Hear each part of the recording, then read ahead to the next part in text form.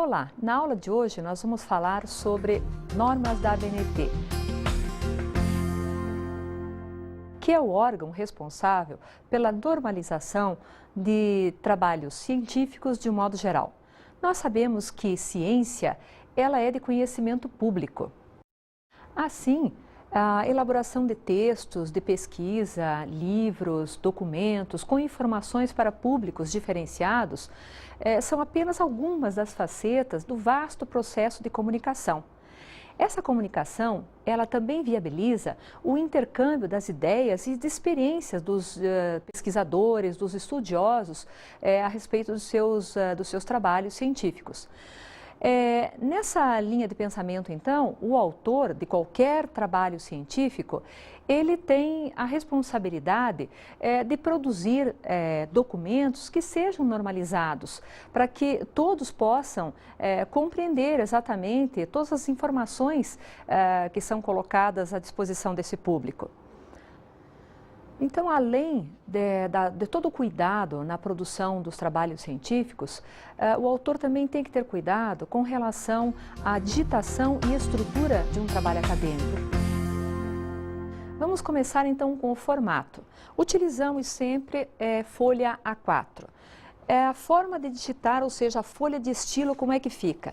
Nós percebemos então, temos que ter aqui na margem superior e na margem esquerda, temos que ter 3 centímetros. A margem direita e inferior, 2 centímetros. Observamos também que o texto deve ser justificado, ou seja, a margem o texto não deve ultrapassar essa linha, tanto na parte esquerda quanto na direita. Observamos também o parágrafo, ele deve se iniciar sempre a aproximadamente 7 espaços a partir da margem esquerda.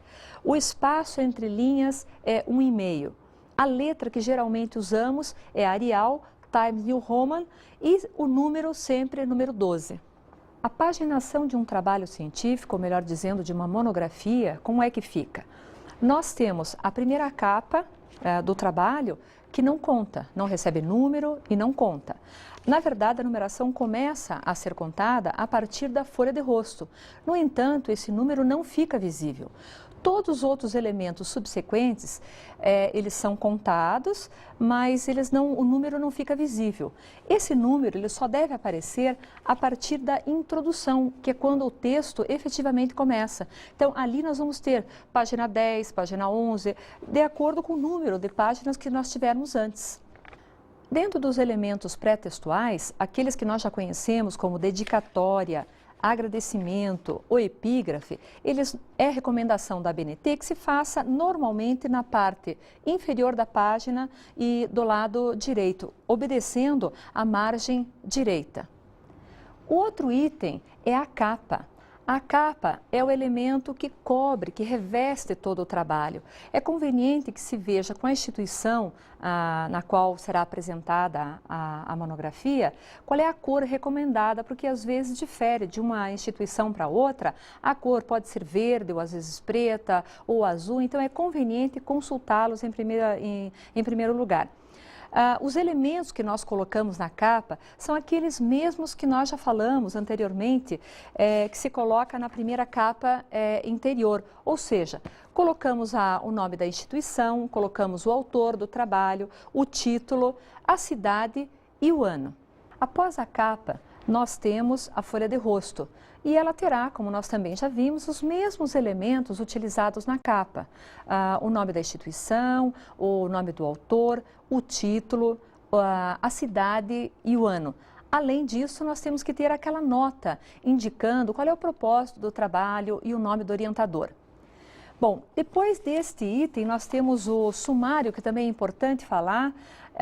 Nós temos a orientação da ABNT que nos diz o seguinte: eles devem ser colocados tal e qual eles aparecem durante o trabalho, ou seja, seguindo aquela numeração de itens primários, secundários, terciários e quaternários, caso existam no trabalho, obedecendo aquelas normas, ou seja, em negrito se forem itens primários, todas as letras em maiúsculas. Se forem itens secundários, eles devem estar todos em maiúsculas sem negritos e assim por diante.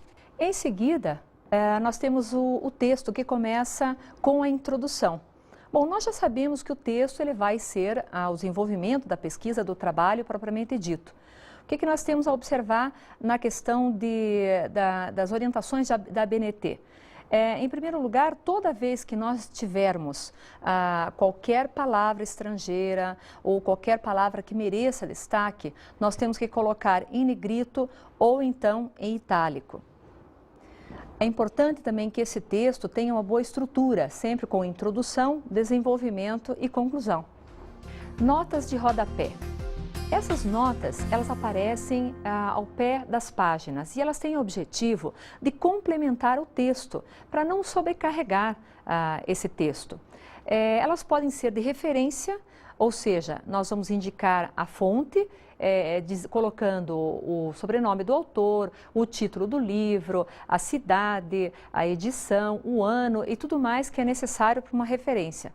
Ou elas podem também ser explicativas, que evitam explicações muito longas dentro do texto. Essas notas de rodapé, elas são utilizadas, ou são indicadas, melhor dizendo, primeiro para indicar a fonte de uma citação. Elas também podem ser utilizadas e indicadas para fornecer a tradução de um texto que apareça numa outra língua estrangeira. Ou elas podem surgir simplesmente para fazer a observação pertinente a algum termo específico dentro do trabalho. Vamos ver um exemplo. Observem que as notas de rodapé, elas aparecem na mesma página em que está a indicação. Tanto ali nós temos no texto Gibson, número 1, Stakeholders, nós temos número 2. A explicação deve estar na mesma página. No entanto, ela fica separada do texto por uma linha de aproximadamente 3 centímetros e, além disso, ela será escrita o número da fonte será menor. Geralmente usamos número 10. Também se orienta para que essas notas de rodapé não sejam muito longas, para não sobrecarregar muito. Então, nós usamos quando as explicações são relativamente curtas. Aqui nós temos 2 tipos de notas de rodapé. A primeira é a de referência do Gibson, onde nós temos ali o título do artigo, o nome do jornal, enfim, todas as referências de um periódico. Na segunda, nós temos um outro tipo de nota de rodapé, é aquela explicativa, onde nós temos a palavra stakeholders e ela se faz necessário esclarecer para o leitor do que se trata, dando então toda a explicação e no final, entre parênteses, o nome do autor, Freeman, e o ano 1984. Agora eu fiquei na dúvida. Se todas as indicações das obras consultadas eu devo colocar aqui, no referencial teórico e nas referências, isso também vale para as notas de rodapé? Citações. Esse elemento é utilizado para sustentar o assunto que está sendo desenvolvido. Ele também é utilizado para complementar as ideias do autor. E também é importante saber que, logo depois de uma citação, é obrigatório se mencionar a fonte de onde foi retirada.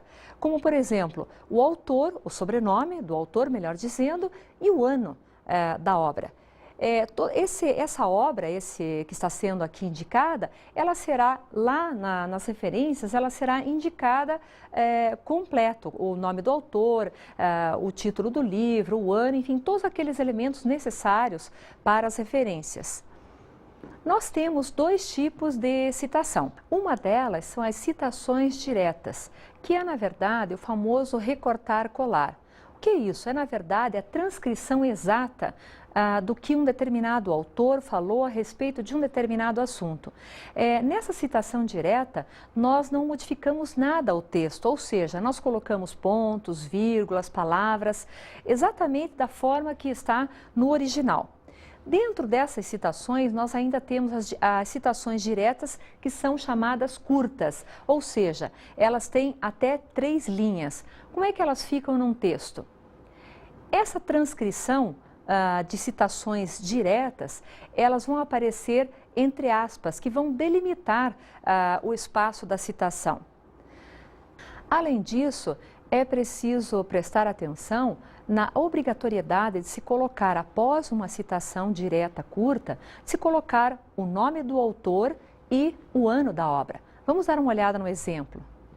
Então vejam, o conhecimento do senso comum é o conhecimento do povo obtido ao acaso após inúmeras tentativas, é ametódico e assistemático.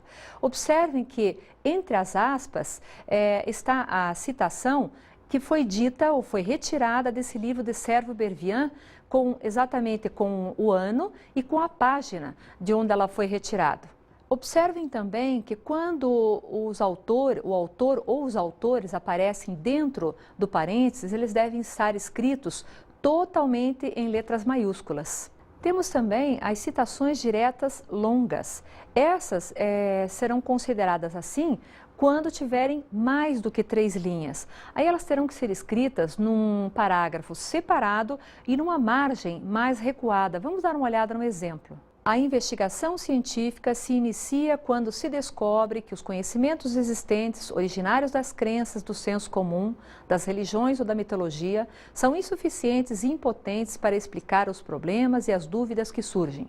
O autor, nesse caso, ele é colocado entre parênteses, todo ele em letra maiúscula, indicando o ano da obra e a página de onde essa citação foi retirada. Observem que esse texto ele deverá ser escrito em letra menor do que o restante do texto, geralmente utilizamos a letra número 10, e o espaçamento entre linhas também. Ao passo que todo o texto é utilizado 1,5, numa citação direta e longa, nós vamos utilizar espaço simples. Citações indiretas também são chamadas de citações livres. Por quê? Porque neste caso, o autor da monografia, ele vai redigir o texto com as suas próprias palavras, mas com base nas ideias de um outro autor. Então, percebam que nós temos duas coisas aqui. Eu tenho o texto que é produzido pelo autor da monografia, mas as ideias são de um determinado autor. Ainda assim, eu tenho que indicar no final, eu tenho que indicar o nome desse autor, que eu retirei essa ideia, o ano, mas nesse caso eu não preciso colocar páginas. Por quê? Porque como o texto não foi retirado da obra, apenas as ideias, então não cabe, nesse caso aqui, indicar a página, como no caso das citações diretas. Citação de citação. Neste caso, nós estamos lendo um livro, encontramos uma citação, mas que não foi dita pelo autor daquele livro. Ela foi dita por um outro autor que está sendo citada ali. Então vamos ver no exemplo como é que fica. Então vejam que aqui nós temos uma citação de citação, uma que é longa e outra que é curta. Vamos ver, a longa nós já sabemos que ela vem separado do texto. Então, quando nós temos lá em cima a respeito do conhecimento, Leopoldo e Silva, entre parênteses, o que eu tenho? A expressão apud, que em latim significa citado por Cotrim, ano 2000, página 57. Então vejam que o autor dessa citação que vem em seguida, ela foi dita lá pelo Leopoldo e Silva. A teoria do conhecimento pode ser definida como a investigação acerca das condições do conhecimento verdadeiro. Nesse sentido, podemos dizer que existem tantas teorias do conhecimento quantos foram os filósofos que se preocuparam com o problema. Bom, aqui portanto, outra coisa a ser observada, que o nome do autor Leopoldo e Silva, ele está fora do parênteses. Logo, nós não vamos ter toda escrita em letras maiúsculas, vamos respeitar apenas a primeira letra por ser um nome próprio. Vejam, comparem a diferença com o Cotrim, que está dentro do parênteses. Depois do próximo parágrafo, nós temos o conhecimento do senso comum caracteriza-se por ser elaborado de forma espontânea e instintiva. Segundo Buzi, apud e cote. Então, o que nós temos ali? Novamente, foi o Buzi que falou, o conhecimento do senso comum é um viver sem conhecer. Mas não foi o Cote que falou, no entanto, ele indicou esse autor. Por isso que nós colocamos a expressão apud, que significa citado por Cote, ano de 97 e página número 24. Citações da internet. Essas devem ser utilizadas com muita cautela, dada a temporalidade e a fidedignidade de alguns sites. Por isso, antes de retirar qualquer coisa da internet, certifique-se de que a origem é segura para colocar no seu trabalho científico. Além disso, é bom lembrar que uma citação da internet ela é igual a qualquer outra citação retirada de livros, jornais e periódicos, ou seja, é obrigatório que se coloque depois de uma citação, seja de qual fonte for, se coloque o autor e o ano. Agora vamos falar a respeito de referências. Costumava-se colocar antes referências bibliográficas. Hoje se recomenda que se coloque apenas referências, porque quando eu uso o termo bibliográficas, eu estou falando mais de livros. E hoje as fontes que nós consultamos são as mais variadas possíveis. Podemos contar com a internet, nós podemos contar com CD-ROMs, vídeos e outros tantos. Por isso, somente a palavra referências já é suficiente. Esse item ele é obrigatório em qualquer trabalho científico e acadêmico. Nesse item é feito um relato de todas as obras que foram utilizadas ao longo do trabalho escrito.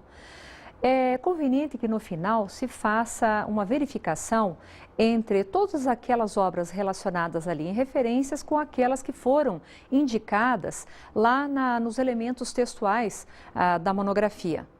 Todos os autores relacionados em referências, eles aparecem em ordem alfabética. E também vale dizer aqui que nas referências nós temos os mais variados tipos de referências. Vamos começar, por exemplo, com as referências de livros. Livros com um só autor. Observem que, nesse caso aqui, eu tenho, em primeiro lugar, o nome sobrenome do autor, seguido pelos prenomes. Em seguida, eu tenho o título do livro, que aparece sempre ou itálico ou negrito. Aqui nós optamos por colocar em negrito, Administração de Materiais. Logo depois do nome do livro, nós vamos colocar a edição, quinta edição. Não é necessário escrever a palavra completa edição, apenas ed, ponto. Essa será seguida pela cidade de onde foi impressa a obra, São Paulo, e que deve ser seguida, por sua vez, por 2 pontos. Seguindo a cidade, nós temos o nome da editora, Atlas. Observem que eu não preciso escrever a palavra editora, já está subentendido que a editora apenas o nome, Atlas, vírgula, e, finalmente, o ano em que a obra foi publicada. Todas essas informações necessárias para as referências, elas costumam aparecer normalmente na capa do livro e nas primeiras páginas nós costumamos encontrar essas informações como ano, a editora, são muito fáceis de se localizar. A outra referência são de livros com 2, 3 ou mais autores. Vamos dar uma olhada no exemplo. Nesse caso aqui, observem que nós temos 3 autores. Até 3 autores, nós vamos colocar o nome deles. Da mesma forma como procedemos lá para o livro de um só autor, colocando o sobrenome, e vírgula, e os prenomes. Ponto e vírgula, o segundo autor, ponto e vírgula, o terceiro autor. No caso de nós termos mais de 3 autores, como é que isso vai ficar? Aqui eu tenho Mamed, que é o sobrenome, o prenome Marli Vilela e vamos colocar a expressão et al, que em latim significa e outros, para que nós não precisemos relacionar todos os autores quando forem mais do que 3.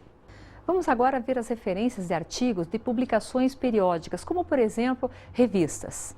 Nesse caso, nós temos um procedimento muito parecido com os livros. Primeiro coloca-se o sobrenome do autor, vírgula, e os prenomes, ponto.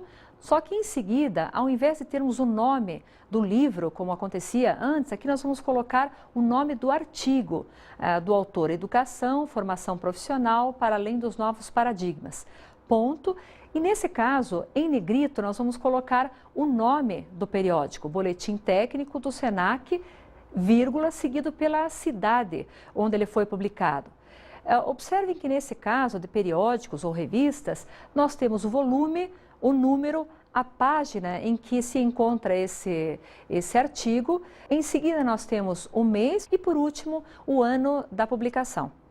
Artigos de jornal. Vamos ver o exemplo. Aqui nós temos o sobrenome do autor, vírgula, seguido do seu prenome. Em seguida, nós temos o título do artigo desse autor, ponto, e nós temos então o nome do jornal, Folha de São Paulo. A data, 6 de setembro, o ano e o nome ou o número do caderno, se for o caso. a página que se inicia e que termina esse artigo. Observem que nesse caso eu não tenho o nome da cidade. Por quê? Porque o nome do jornal ele já contém o nome da cidade. Então, nesse caso, nós podemos omitir o nome da cidade ali nas referências. O próximo exemplo, nós temos ali o sobrenome do autor, Martins, vírgula, seguido do seu prenome, Fernando, ponto. Em seguida, o nome do artigo que ele escreveu, IPTU deve render 25% a mais, ponto, seguido do nome do jornal, Gazeta do Povo, vírgula, Curitiba, página 9, e a data em que ele foi publicado, 13 de janeiro, com o ano 2001.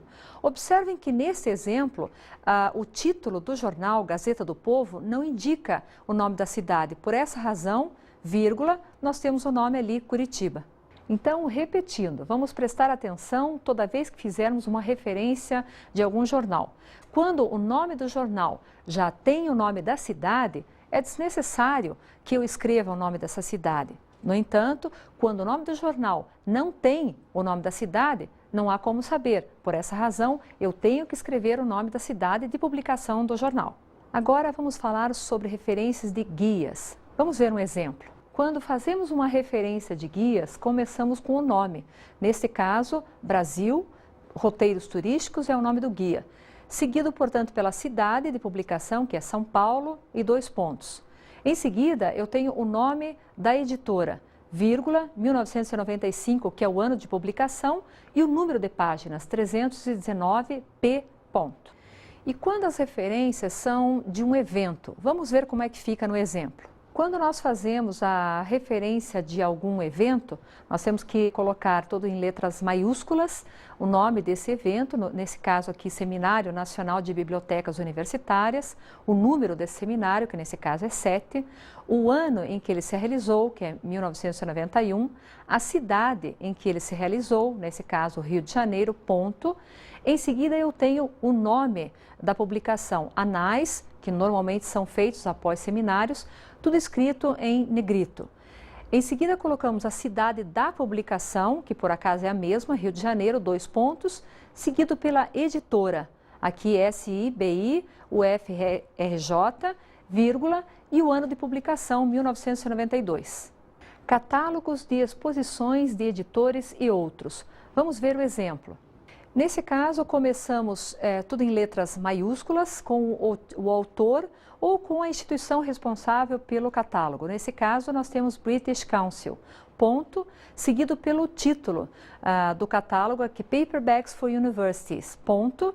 Damos a cidade onde ele foi publicado, London, vírgula, o ano em que ele foi publicado e ponto. Finalmente, nós colocamos o tipo de catálogo, nesse caso, o catálogo de exposição. Por último, vamos falar de referências da internet que são muito utilizadas hoje em todos os tipos de trabalhos. Vamos ver um exemplo. Esse tipo de referência, como todos os outros, começa com o sobrenome do autor, seguido pelo prenome, Morgado, vírgula, Lina, aqui no nosso exemplo.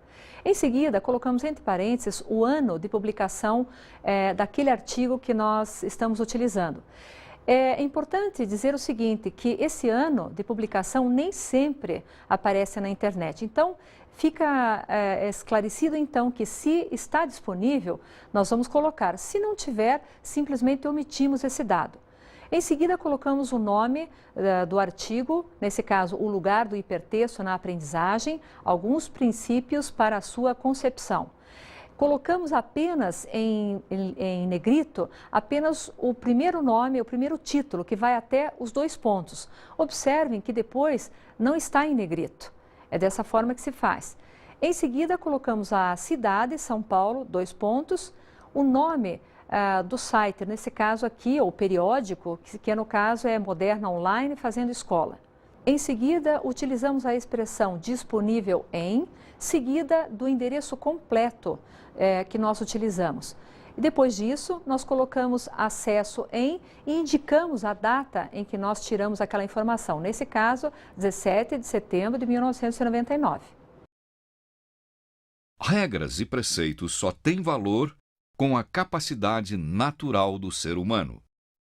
Quintiliano nos diz assim, que regras e preceitos só têm valor com a capacidade do ser humano. Na verdade, é isso que a ABNT nos faz. Ela coloca uma série de preceitos, de orientações a respeito da elaboração de trabalhos científicos. Cabe à capacidade humana utilizar todas essas orientações da melhor maneira possível para apresentar um trabalho de qualidade.